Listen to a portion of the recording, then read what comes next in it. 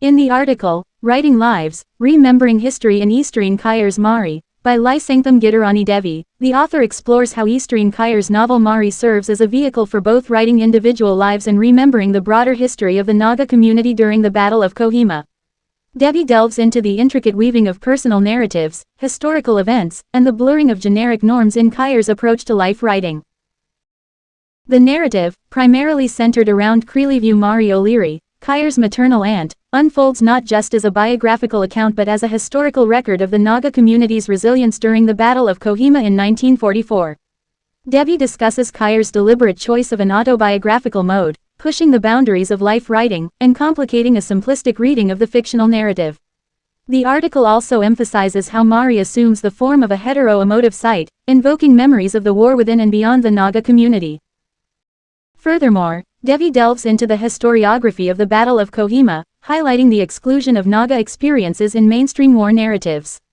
The fading memories of those who lived through the war and the dwindling prospects for textual interventions contribute to the urgency of Kire's literary endeavor.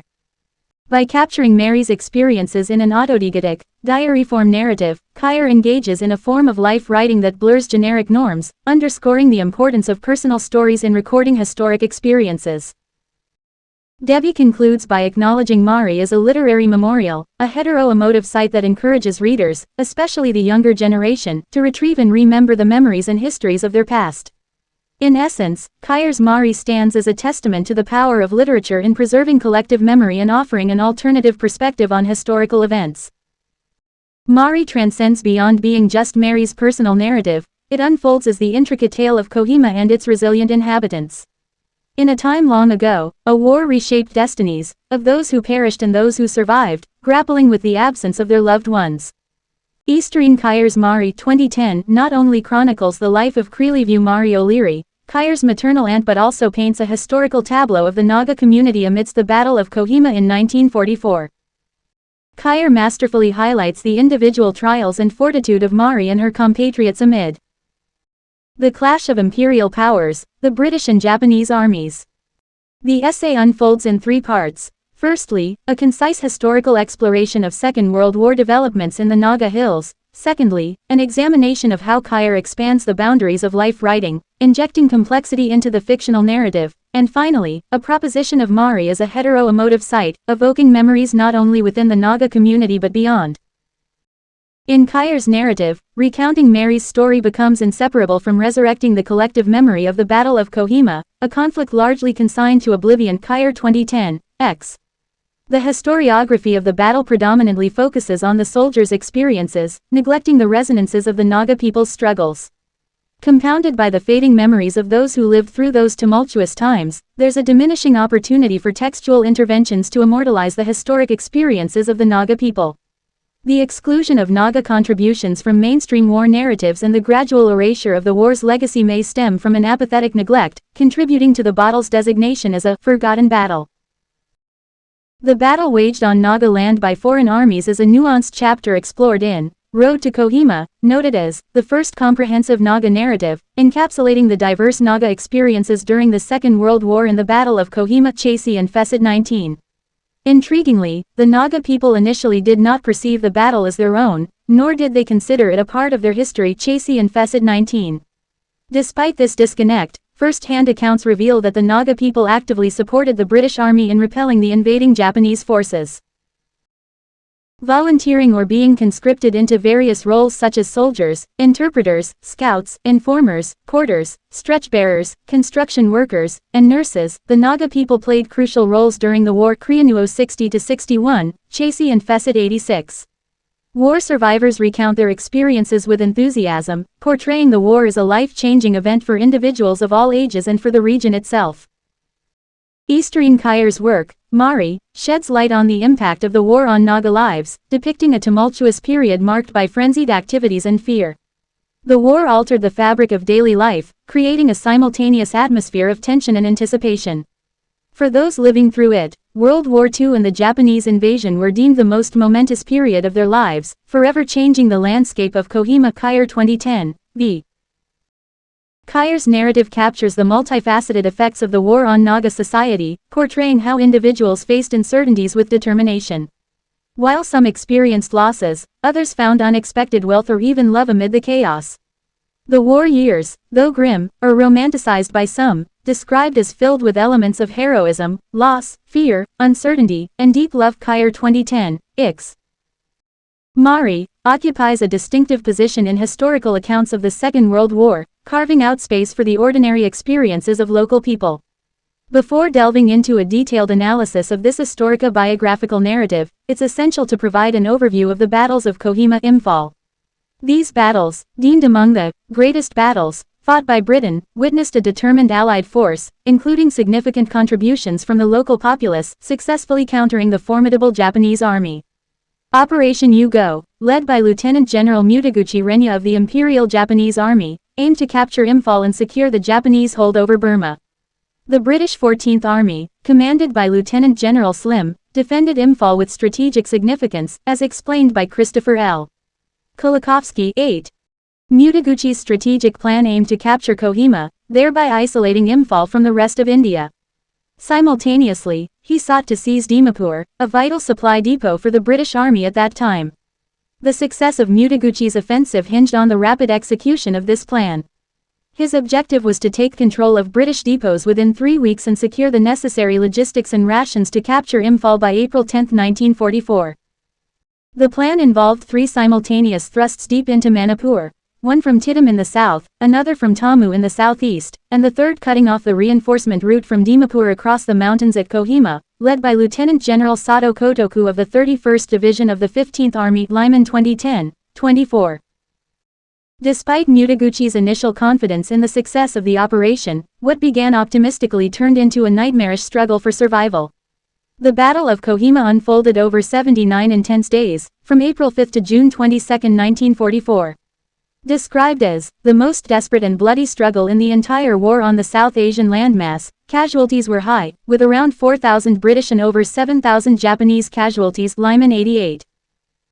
In Mari, Easterine Kire adopts a unique narrative approach, presenting the story of her maternal aunt, Mari, who lived through the Battle of Kohima. The novel is crafted in the first-person perspective, with Mari recounting her experiences in her own voice. Kire's storytelling choice defies conventional genres, blurring the lines between life writing, fiction, and historical narrative. Kire positions Mari as a collaborative narrator of her own life, constructing the story in an autodidactic, diary-form narrative. The novel engages in life writing that challenges generic norms, refusing a singular interpretation. Kire acknowledges Mary's active involvement in constructing the narrative, drawing on numerous storytelling sessions and interviews. Despite having the story in her mind since she was 16, Kire formally penned Mary's narrative in 2003, after spending her summer holidays listening to her aunt's tales and meticulously researching details from both Mari and her mother. Kire 2010, v. The act of reconstructing Mary's story as a novel becomes a profound literary and intellectual exercise, reflecting on cultural, historical, and philosophical constructions of the human experience.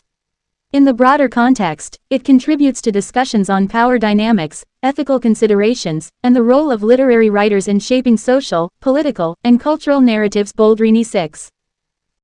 Her life writing endeavor with Mari, Easterine Kire not only challenges the conventions of autobiography but also emerges as a crucial participant in critical discourse. She subverts the traditional choice of autobiographical subjects, typically individuals of national importance, and instead, she writes a history for her people, especially in contrast to official historiography and mainstream narratives. Conventional autobiographical writing often centers on individuals of exceptional caliber or eminence, individuals who have significantly shaped the spirit of their time. However, Mari, as Kire's subject, represents the ordinary woman who endured losses, displacement, and struggled for basic necessities during the war. By doing so, Kire challenges the prescriptive norm that dictates representative status in autobiographies. Additionally, Kire adopts the form of a diary for Mary's life experience, a deliberate choice to maintain proximity to the historical subject and its archival source. This method can be seen as a form of remediation, involving the insertion of personal and public documents into cultural productions, blurring the boundaries between documentary material and fictional reenactment.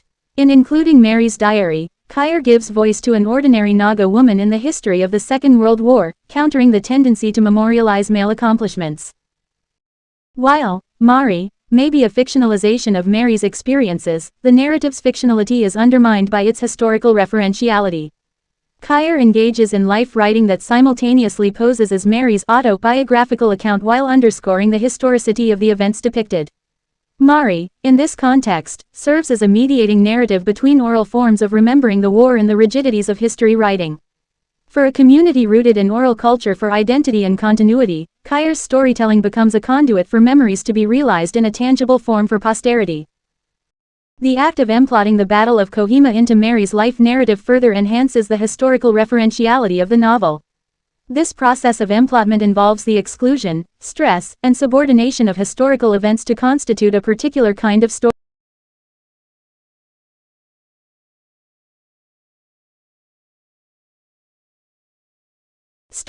Kire's decision to include the experiences of quotidian spaces, struggles, and ordinary people contrasts with traditional history writing focused on military aspects.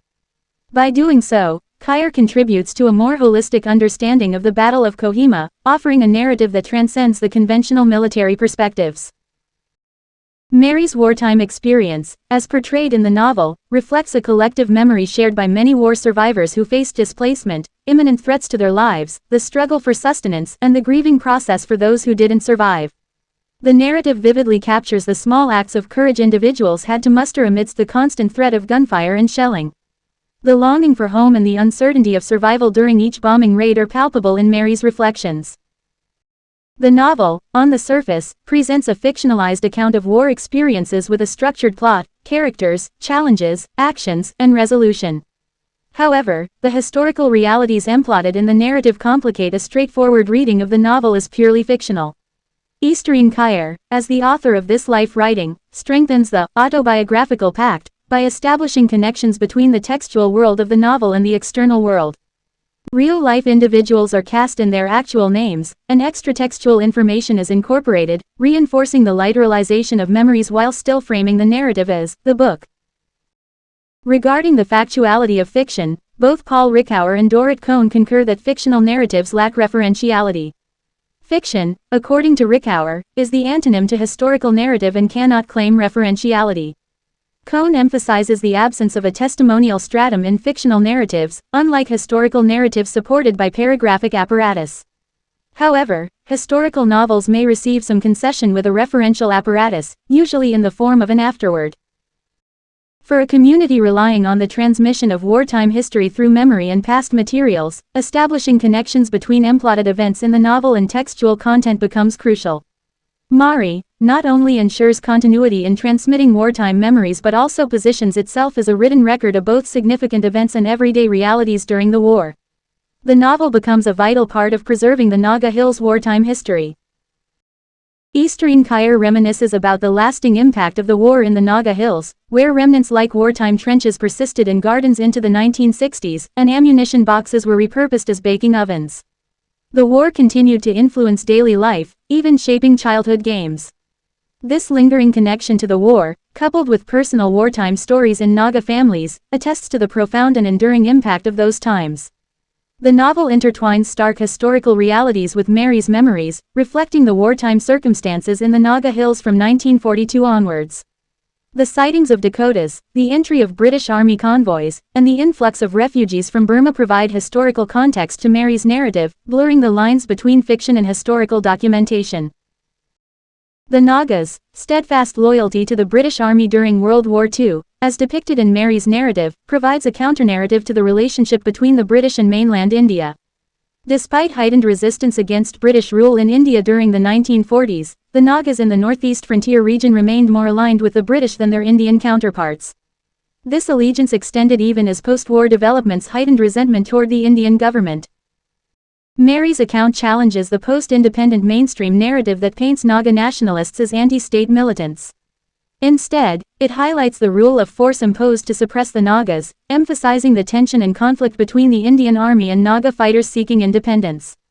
Mary's letters from home reveal the anguish caused by the Indian Army's actions, raising questions about the severity of the Naga-Indian Army conflict. Easterine Kire delves further into post-war questions in A Respectable Woman, 2019, juxtaposing memories of World War II with present realities in Nagaland. This nuanced exploration through storytelling by Izuo, the narrator's mother, weaves together haunting past memories with contemporary Naga life, offering an insider's perspective that shapes the present. By engaging with the memories of the war and its aftermath, as well as post-war and post-independence conflicts, Kire challenges mainstream historical narratives and represents an alternative, corrective history. The eponymous character of Mari becomes a conduit for revising history, underscoring the struggle and realities of the Naga people. Kire's approach goes beyond typical historical fiction, as she uses historico-biographical narrative techniques to evoke and interweave memories in the reconstruction of the forgotten war. This transformation of the historical novel genre allows Kire to insert fictitious or undocumented elements into the past, rewriting the historical record and emphasizing the significance of Mari's narrative in revising history. In the larger context, Mari becomes a hetero-emotive site, holding not only Mari's memory but also that of the land and its people. It occupies a crucial place in evoking the collective memory of the Naga community. Kire's ability to reconstruct Kohima of the 1940s stems from shared spatio-temporal experiences, allowing her to integrate collective memories into the narrative. Maurice Halbwach's insight on collective memory becomes relevant, emphasizing the role of shared experiences in reconstituting historical settings and events. The process of remembrance involves reconstructing the image of a past event from shared data or conceptions, continually passed back and forth among individuals. As memories of the war fade and physical remnants diminish, there arises a need for a narrative that literalizes memories. Literature, in this context, succeeds where history fails, as literalized memory narratives can reimagine historical circumstances with a human touch, evoking identification among survivors and familiarity among those inheriting these memories. In the case of Naga veterans and ordinary women whose experiences might have been consigned to forgetfulness, Easterine Kire's initiative becomes crucial. Many Naga families lacked photographs of their war veteran ancestors, and family communication breakdowns meant that children had little knowledge of their fathers' or grandfathers' wartime experiences.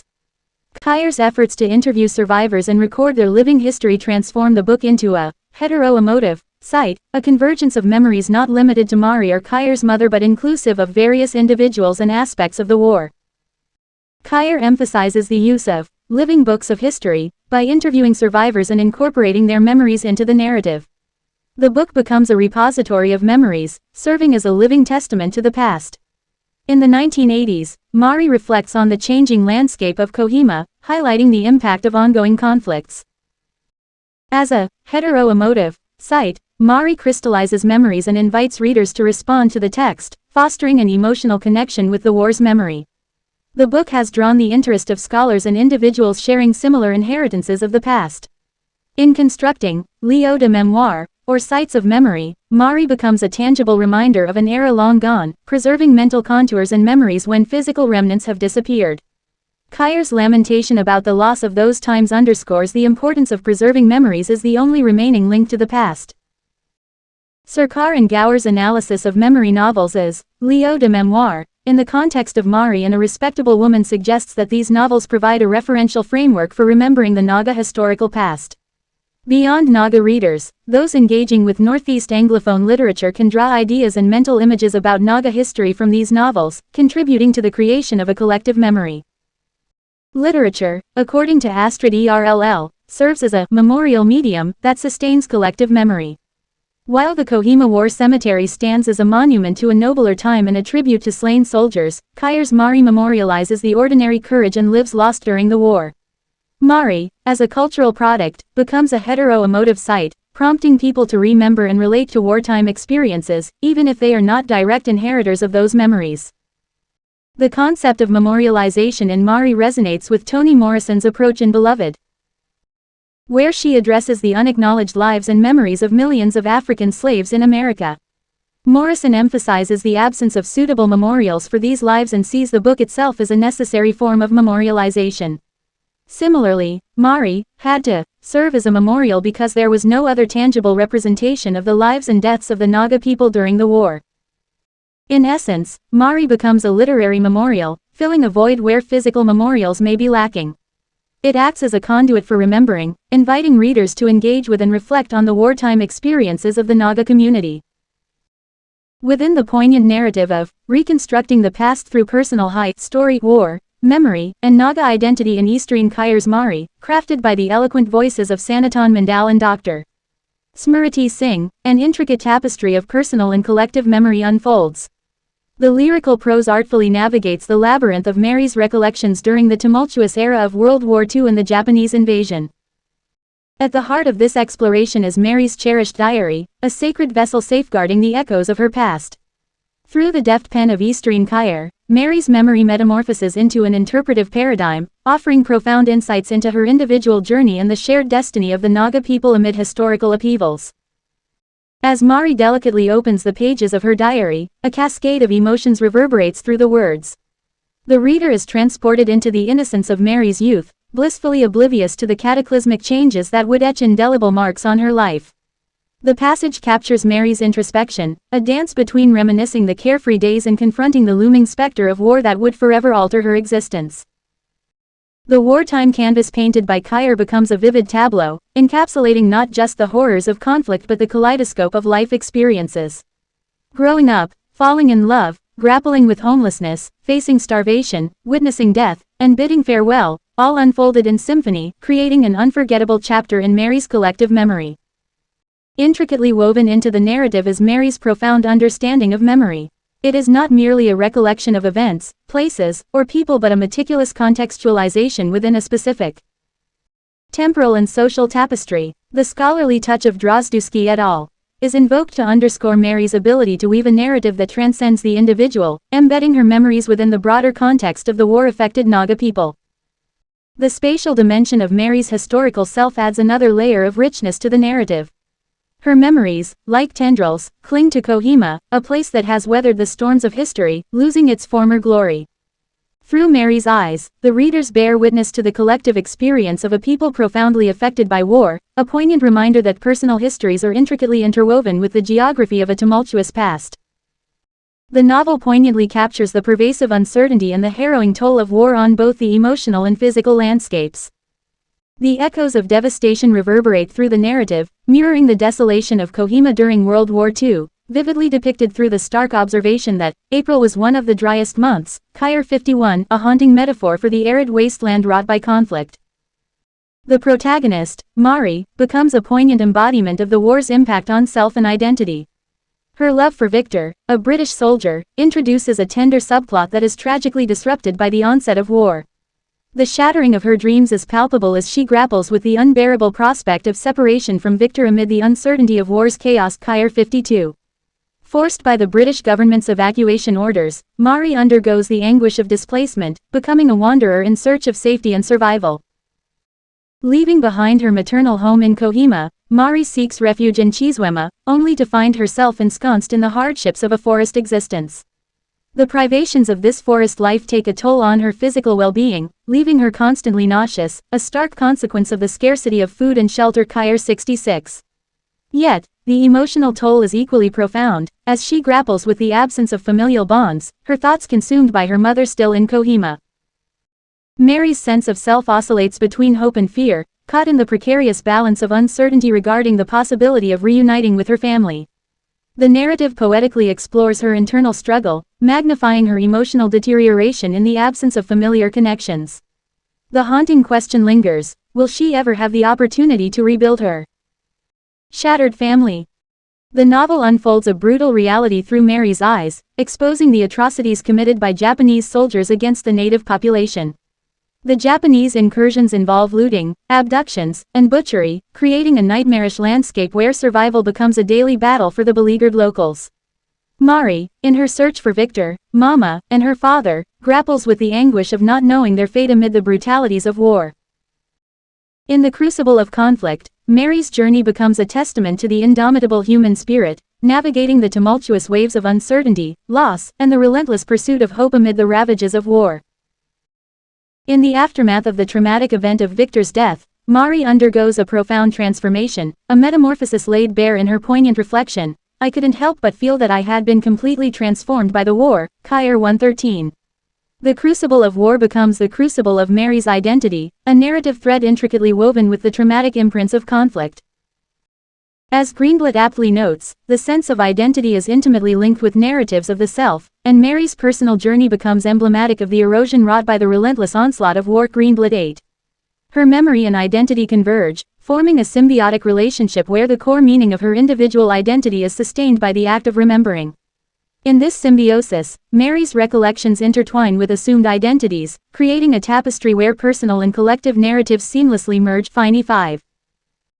The novel, far from being merely Mary's personal story, transcends into a collective chronicle of Kohima and its people during the tumultuous World War II era. Kire. The narrative gracefully navigates the interplay between Mary's individual experiences and the collective memory of the people of Kohima. The act of reminiscing about the war years becomes a shared ritual, revealing a generational connection to the collective memory etched into the very fabric of Kohima's identity. Kire X. Mary's memory emerges as a linchpin, connecting her personal recollections with the collective memory of the Naga people. In this nuanced interweaving, the isolated power of Mary's individual genius becomes inseparable from the collective memory of her community. Greenblatt 221. The war, a seismic force, leaves an indelible mark on the lives and identities of the Naga people. It becomes a watershed moment, akin to the Big Bang, a genesis that reshapes their existence. Kire v. The impact of war is vividly articulated in the novel, capturing the exodus of young men who left their homes to join the Army, RAF, and Navy forces. The uneducated population, dedicated to their British masters, actively assisted soldiers by carrying ammunition. The war not only altered the course of their lives but also fostered a profound connection between the Naga people and their British allies. This shared history, fraught with sacrifice and dedication, illuminates the complex interplay of memory, identity, and the enduring legacy of war. The narrative unfolds a stark reality of the Naga people's sacrifice and suffering amidst the tumultuous backdrop of World War II. As loyal allies of the Allied forces, they valiantly offered their lives at the altar of war, anticipating protection in return. However, the grim truth reveals that the natives faced suspicion and arrest by the British soldiers themselves, often branded as Japanese spies. This suspicion led to a harrowing cycle of death, starvation, homelessness, and brutal torture at the hands of the Japanese forces. Despite their unwavering faith in the Allied forces, the Naga people found themselves vulnerable to the atrocities committed by the Axis forces. The narrative unflinchingly depicts the brutal reality of looting, abductions, and butchery inflicted upon the natives by the remorseless Japanese soldiers. The Naga people, abandoned by the British, faced a dire predicament, encapsulated poignantly in the words, "We are abandoned by the British and left at the mercy of the enemy." Kire 76. The destruction caused by air raids and bombings further added to their woes, burning down their homes and granaries. The impact of war extends beyond physical devastation. It permeates the very fabric of Naga society, affecting social life and collective identity. The war becomes a catalyst for ruptures on multiple levels, disrupting not only the patterns of everyday life but also social, economic, familial, and gender relations. It heralds profound political and geopolitical changes that alter the very essence of their identity. Fine 6. The memory of war becomes inseparable from the memory of trauma, etching deep psychological scars on the Naga people. The collective psyche and behavior of the community bear the indelible marks of the wartime trauma. Acknowledging the enduring pain and trauma becomes crucial in perpetuating the memory of the war. As Finney suggests, engaging with, rather than dismissing, the memory of the trauma and pain of the past is essential for understanding the profound impact of war on the collective consciousness of the Naga people. The narrative intricately delves into the profound impact of war on the psyche of the Nagaland people, particularly focusing on the children like Jimmy who become unwitting victims of the conflict. The novel paints a somber picture, revealing that the once lively laughter and mischief of the children have been extinguished by the harsh realities of war. Jimmy, once a cheerful and carefree boy, is prematurely robbed of his innocence, his boyish attitude replaced by a solemn demeanor that does not respond to smiles and waves. Kire 86. The trauma inflicted upon Jimmy and others echoes in their premature loss of a sense of safety and security. As Koch suggests, they lose the refuge within themselves to cope with the overwhelming emotions and experiences brought about by war. Koch 12. The novel, narrated subjectively through Mari, serves as a poignant retrospective negotiation of the collective memory, revealing the profound wretchedness of war. The native people, stripped of everything, endure death, violence, disease, and both physical and emotional torture. In the novel's conclusion, the use of memory emerges as a powerful, intangible signifier of war, challenging conventional historical narratives. Kire deftly employs memory as both a tool of subjective narration and an immaterial force to reshape the understanding of the past. The concept of history as a grand, overarching narrative is questioned, as the interpretation of the past becomes deeply entwined with Mary's perspective. Through her authorial lens and historical consciousness, Kire not only seeks to comprehend history but also interrogates the position of the Angami people in the historical tapestry of war. The novel's distinctive approach lies in its authorial representation of Mary's personal experience, intricately interwoven with the collective notion of war. This narrative strategy offers a fresh perspective on the Battle of Kohima, a pivotal episode in Nagaland's history. Kire's nuanced use of personal narrative as a lived experience transforms the novel into historical fiction, as it delicately navigates the intersection between individual lives and broader historical events. Bhumika R's observation underscores the dual nature of the novel, suggesting that Mari can be read as both biographical and historical fiction, where history unfolds through the intricate stories of people's lives, articulated within the genre of fiction. 6. Mary's narrative serves as the foreground, illuminating the human dimensions of a historical event that has left an indelible mark on Nagaland's collective memory. Credit to Writing Lives, Remembering History in Easterine Kire's Mari Leisangthem Gitarani Devi. Journal of Comparative Literature and Aesthetics, Volume 44, Number 4, Winter 2021, 34-44, Copyright 2021 Vishwanatha Kaviraj Institute, India. And Dialogue, Number 37, Spring 2021, 179-193 Reconstructing the Past Through Personal Story, War, Memory, and Naga Identity in Easterine Kire's Mari Sanatan Mandalan Dr. Smriti Singh.